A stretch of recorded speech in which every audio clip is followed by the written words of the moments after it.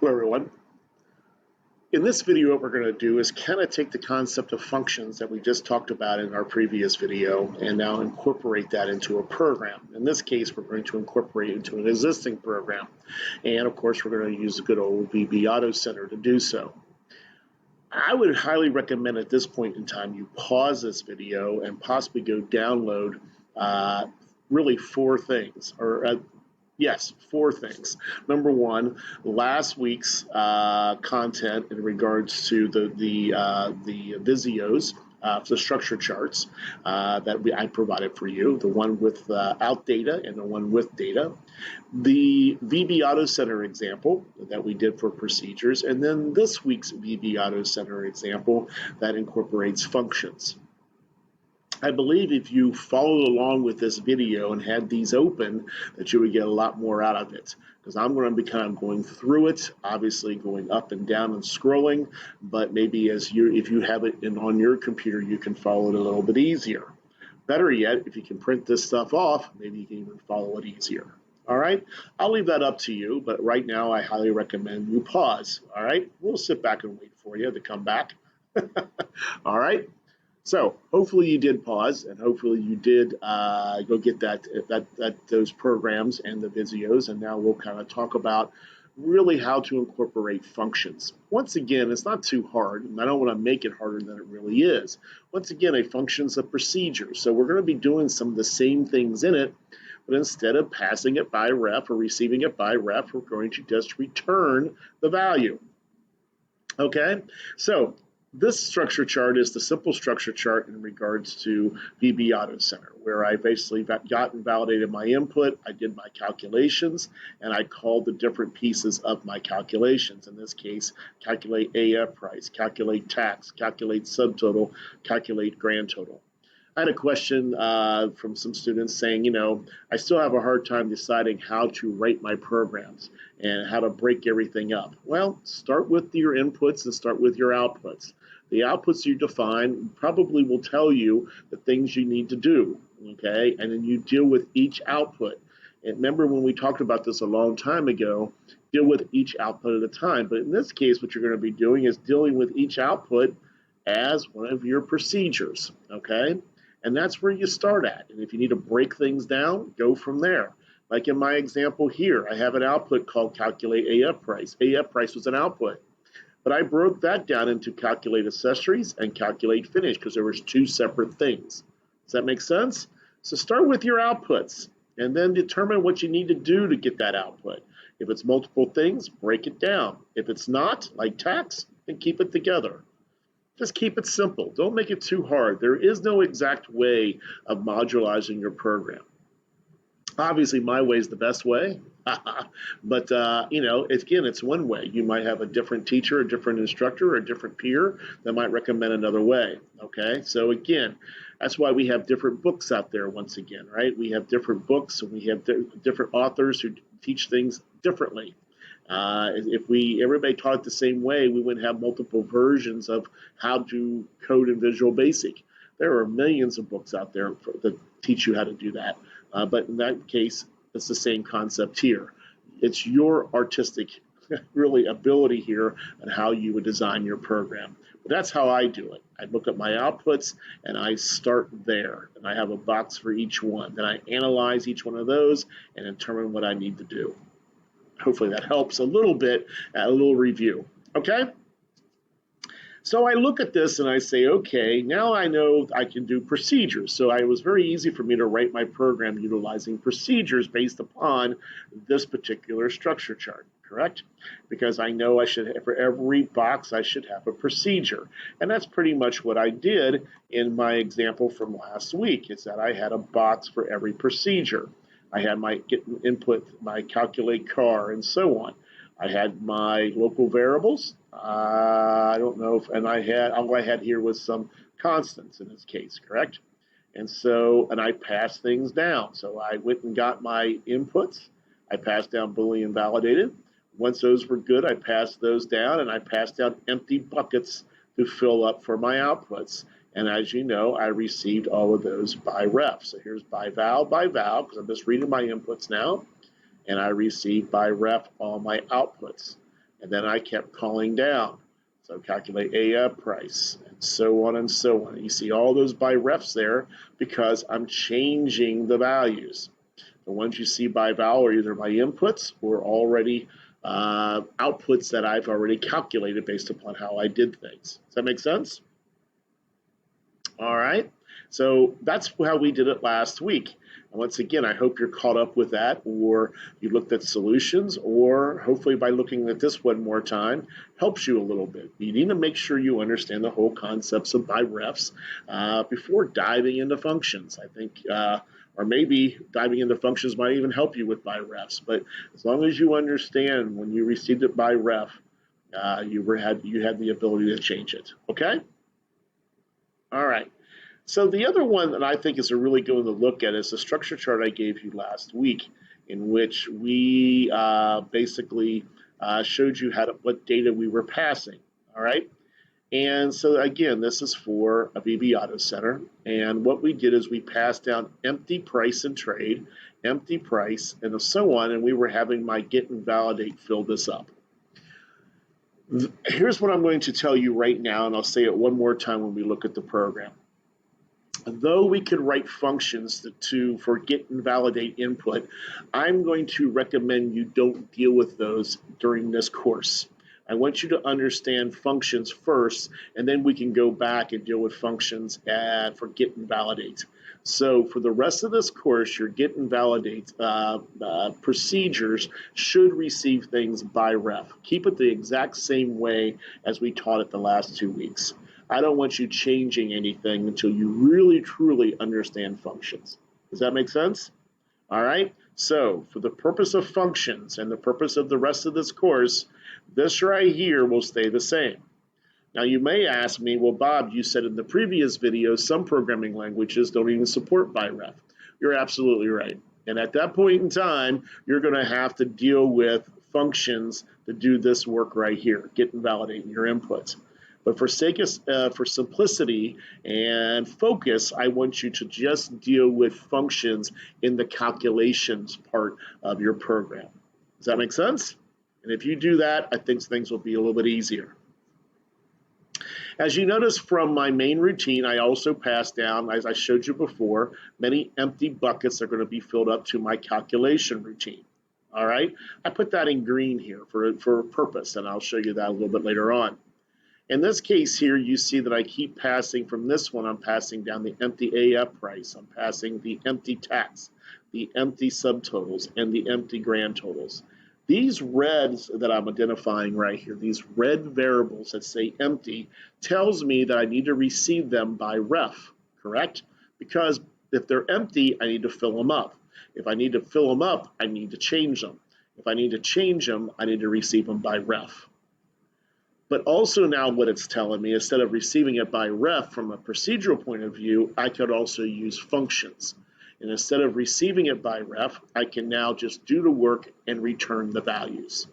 Does that make sense? So this little piece right here is something you should consider on your programs when you do your structure chart, is what am I receiving, what am I passing that's going to be changed, and those is where your opportunities are for functions. If you pass down multiple things, like this right here, empty AF price, tax, subtotal, and tax, I'm passing down multiple things, the calculations, it cannot be a function because a function only returns one value. All right, I'll say it one more time. A function can only return one value. Once you get down here, everything you're doing down here for the most part should only return one value. If it doesn't, you really haven't done a really good job of modularizing your program. Okay, well, so I'm talking about getting down to the core pieces, the individual pieces, the details of your calculation. If you find it is doing 2 or more values, you probably should reconsider how you're writing each procedure because it needs to be broken down to one purpose. Does that make sense?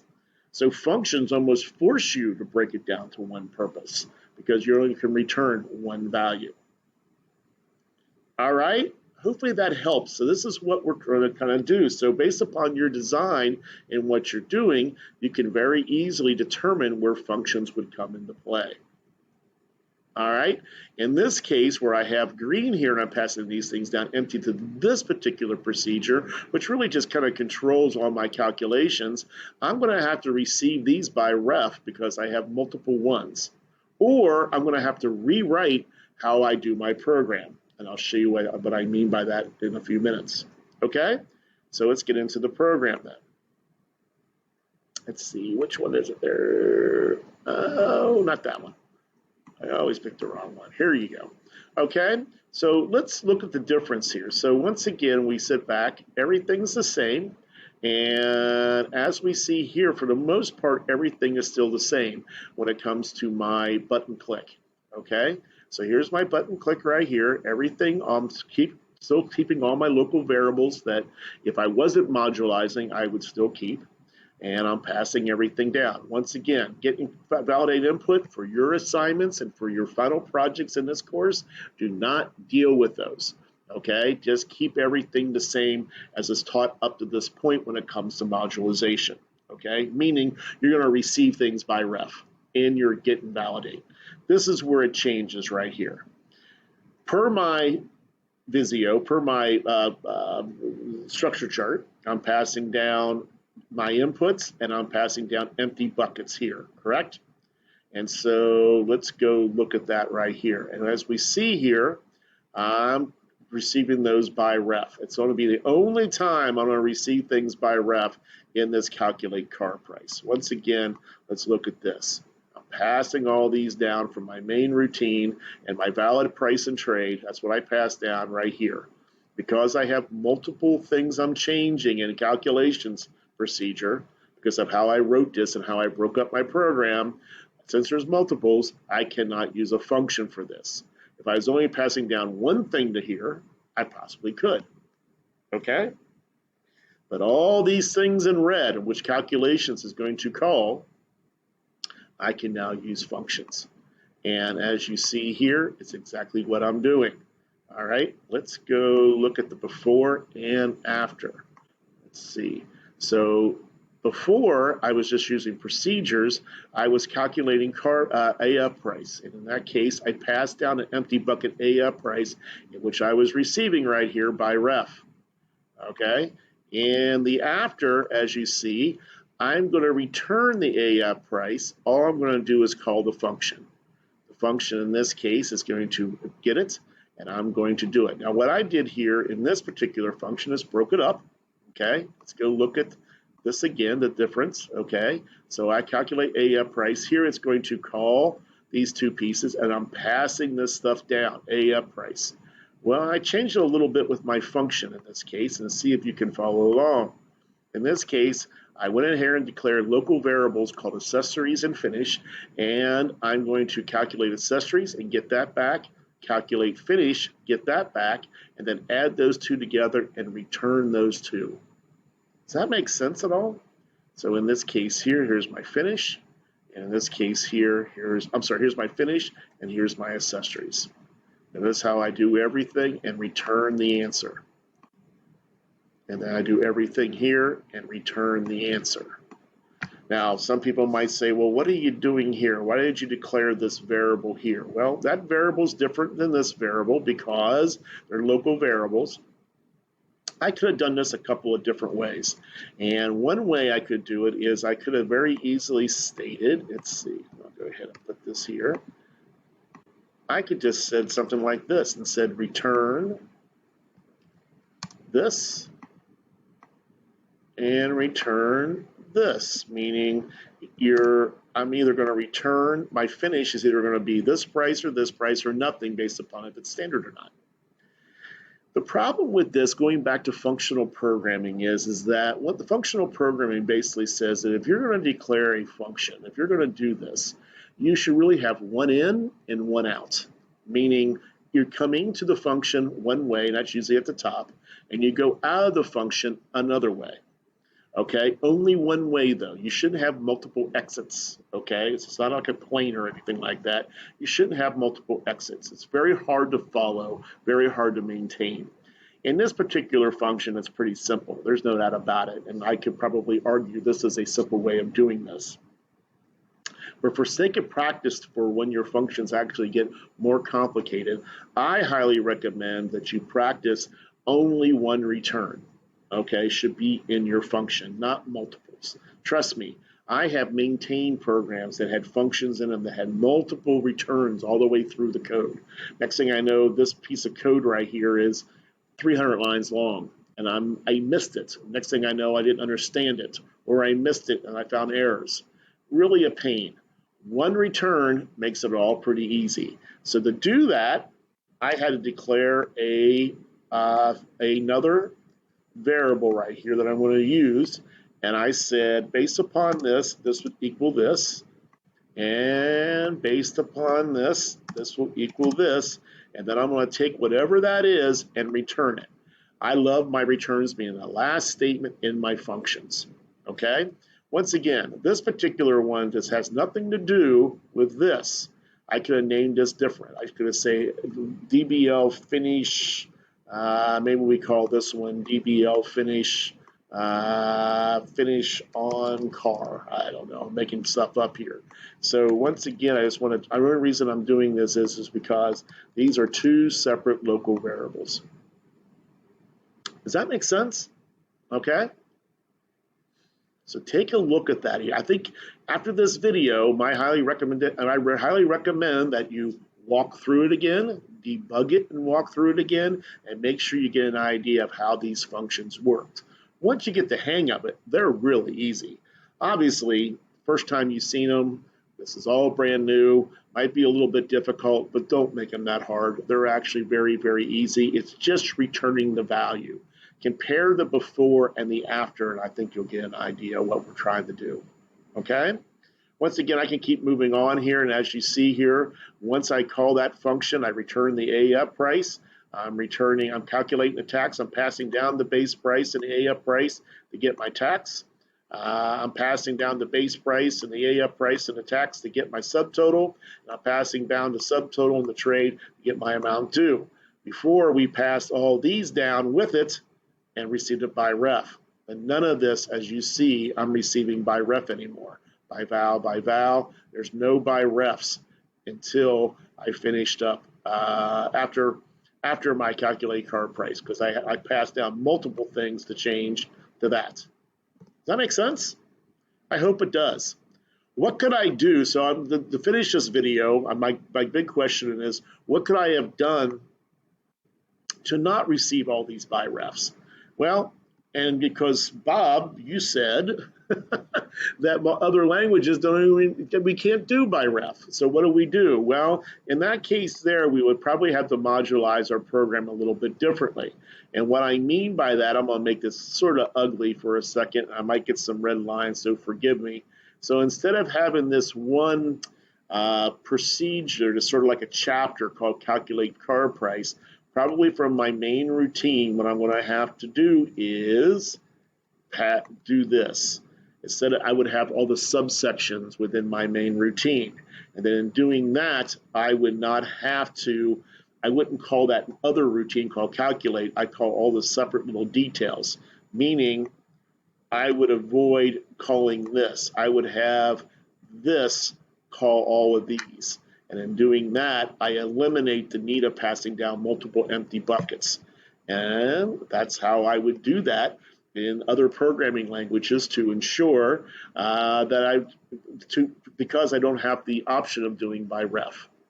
For your particular case, for the rest of this course, I sort of like the idea that you keep calculations there, because I think it's a nice way to think through this as you're getting used to modularization.